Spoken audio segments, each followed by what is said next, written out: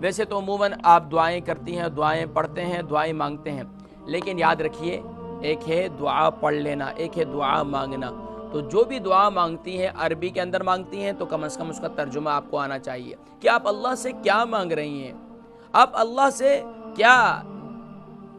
क्या तलब करना चाहती हैं। अल्लाह से अपने गुनाहों की माफ़ी तलब करना चाहती हैं, अपनी परेशानियों के से निजात चाहती हैं, तो ये तमाम चीज़ें आपको आनी चाहिए। और अल्हम्दुलिल्लाह कोशिश यही की जाती है इस प्रोग्राम के अंदर कि आपको वो दुआएं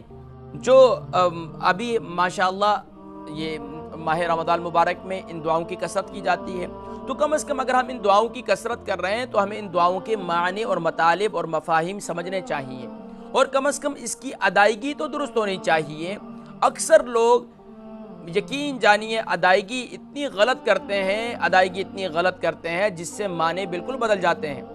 और जो दुआ की तासीर होती है वो बिल्कुल बरक्स हो जाती है। अब अल्लाहुम्मा इन्नका अफ़ुव्वुन करीमुन तुहिब्बुल अफ़्व फ़अफ़ु अन्नी, अब यहाँ पर देख लीजिए कि कितने अक्सर लोग इसकी अदायगी के अंदर आपने भी गौर किया होगा किस कदर गलत दुआ पढ़ते हैं। और अगर आपको ये दुआ आपके अल्फाज ज़बान पर नहीं चढ़ते तो अपने आप को मुश्किल में मत डालिए, कोशिश कीजिए सीखने की ज़रूर। ये ना हो कि आप क्योंकि आपको तो राह फरार जो है मिल जाए तो कोशिश करते हैं कि बस ठीक है, बस तर्जुमे पर इक्तिफा कर लिया जाए, तो तर्जुमा भी पढ़िए लेकिन साथ साथ दुआ की भी प्रैक्टिस कीजिए।